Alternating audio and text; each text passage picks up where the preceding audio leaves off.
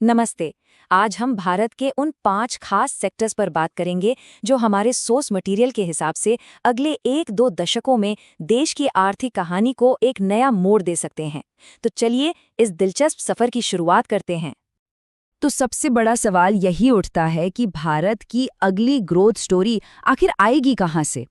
इसका जवाब कुछ ऐसे खास उद्योगों में छिपा है जो भविष्य की ज़रूरतों और टेक्नोलॉजी को ध्यान में रखकर आगे बढ़ रहे हैं। आज की चर्चा में हम इन 5 सेक्टर्स को 3 बड़े हिस्सों में बांट कर देखेंगे। पहला है मोबिलिटी और एनर्जी, दूसरा है टेक्नोलॉजी और तीसरा है हेल्थ। और हाँ, आखिर में कुछ बहुत ज़रूरी बातों पर भी गौर करेंगे जो किसी भी निवेश से पहले जानना बेहद ज़रूरी है। तो चलिए सबसे पहले बात करते हैं मोबिलिटी और एनर्जी की। ये दो ऐसे सेक्टर हैं जो एक दूसरे से बहुत गहरे जुड़े हुए हैं और ये दोनों मिलकर हमारे आने जाने और एनर्जी इस्तेमाल करने के तरीके को पूरी तरह से बदलने की ताकत रखते हैं। इस बदलाव का जो पहला हिस्सा है वो है इलेक्ट्रिक व्हीकल्स यानी ईवीज की क्रांति। हम सब देख रहे हैं कि कैसे पारंपरिक पेट्रोल और डीजल गाड़ियों से इलेक्ट्रिक गाड़ियों की तरफ एक बहुत बड़ा और बहुत तेज बदलाव आ रहा है। जरा इस आंकड़े पर गौर कीजिए, 30%। ये टाटा मोटर्स का लक्ष्य है कि 2030 तक उनकी कुल बिक्री का 30% हिस्सा सिर्फ इलेक्ट्रिक गाड़ियों से आए। सोचिए, ये एक ही आंकड़ा हमें बताता है कि ये बदलाव कितना बड़ा होने वाला है। और देखिए, ये मौका सिर्फ गाड़ियां बनाने वाली कंपनियों तक ही सीमित नहीं है। नहीं, ये तो एक पूरा का पूरा इकोसिस्टम है। इसमें गाड़ियां बनाने वालों से लेकर बैटरी बनाने वाली कंपनियां, पावर सॉल्यूशंस देने वाले और चार्जिंग का इंफ्रास्ट्रक्चर खड़ा करने वाले सब शामिल हैं। हर कोई इस नई दौड़ में अपनी जगह बना रहा है। तो सवाल ये उठता है कि जब लाखों इलेक्ट्रिक गाड़ियां सड़कों पर होंगी तो वो चलेंगी कैसे? उन्हें पावर कहाँ से मिलेगी? और यहीं पर हमारी कहानी का दूसरा और बहुत जरूरी हिस्सा सामने आता है, रिन्यूएबल एनर्जी। यही वो इंजन है जो ना सिर्फ इन ईवीज को बल्कि आने वाले कल में पूरे देश को पावर देगा। भारत ने सोलर, विंड और ग्रीन हाइड्रोजन एनर्जी के लिए बहुत बड़े लक्ष्य रखे हैं।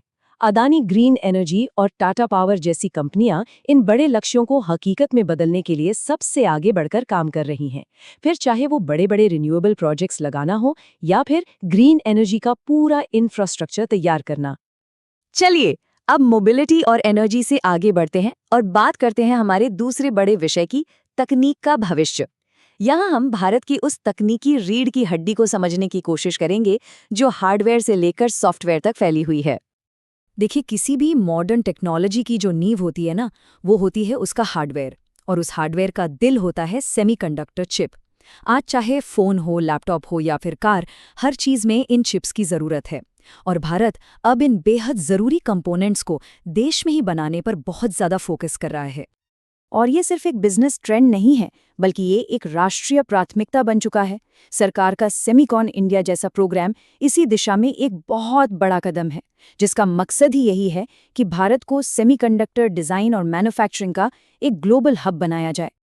इस पूरे इकोसिस्टम में भी अलग अलग कंपनियां अपनी अपनी खास भूमिकाएं निभा रही हैं। कोई डिजाइन में माहिर है तो कोई मैन्युफैक्चरिंग में और कोई चिप की पैकेजिंग और टेस्टिंग का काम देख रहा है। यही विविधता इस सेक्टर की असली ताकत है। तो अगर सेमीकंडक्टर और हार्डवेयर इस टेक्नोलॉजी की इमारत की नींव हैं, तो इसके ऊपर की जो डिजिटल परत है वो है आईटी और सर्विसेज। ये वो सेक्टर है जो इस हार्डवेयर की नींव पर खड़ा है और दुनिया भर के बिजनेस को चलाने के लिए जरूरी सॉफ्टवेयर और सेवाएं देता है। इस सेक्टर में जो जबरदस्त ग्रोथ दिख रही है वो आ कहां से रही है? वो आ रही है cloud computing, artificial intelligence, data analytics और 5G जैसी नई तकनीकों से। और इन सभी एरिया में सर्विसेज देने में भारत की जो ग्लोबल पोजीशन है वो बहुत ही मजबूत है। और इस कहानी के मुख्य किरदार ये बड़ी बड़ी कंपनियां हैं जिनके नाम आज भारत की तकनीकी कामयाबी का दूसरा नाम बन चुके हैं। ये कंपनियां लगातार नई टेक्नोलॉजी को अपनाकर दुनिया को डिजिटल सेवाएं देने में सबसे आगे हैं। अच्छा, अब आते हैं हमारे तीसरे और आखिरी विषय पर, स्वास्थ्य का भविष्य। ये हेल्थ केयर और बायोटेक्नोलॉजी का सेक्टर है जो बहुत तेजी से बदल रहा है और जो हम सबकी जिंदगी की क्वालिटी से सीधे सीधे जुड़ा हुआ है। इस सेक्टर की ग्रोथ सिर्फ टेक्नोलॉजी के कारण नहीं हो रही, बल्कि इसके पीछे भारतीय समाज में आ रहे कुछ बुनियादी बदलाव भी हैं।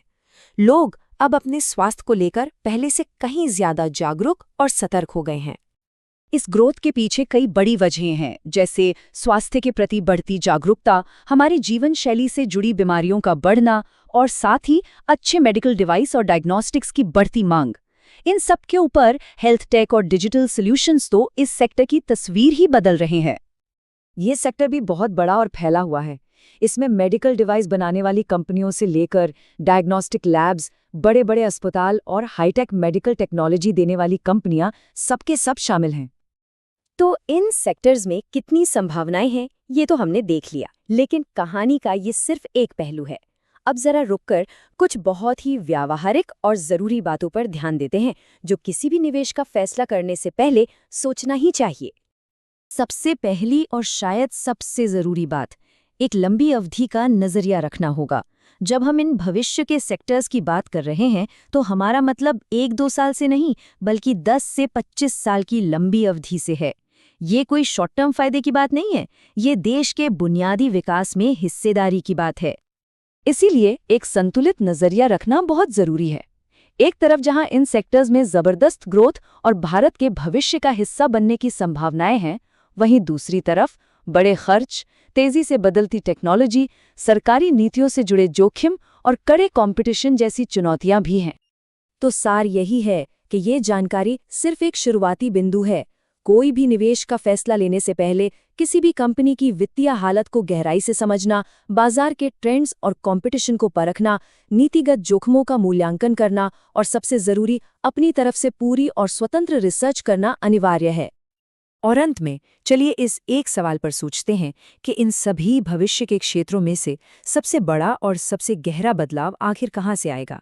क्या वो एनर्जी सेक्टर होगा, टेक्नोलॉजी होगा, या फिर हेल्थ केयर, या फिर इन सभी के मिलने से कुछ ऐसा नया बनेगा जिसके बारे में हमने अभी सोचा भी नहीं है? ये वाकई में एक दिलचस्प सवाल है।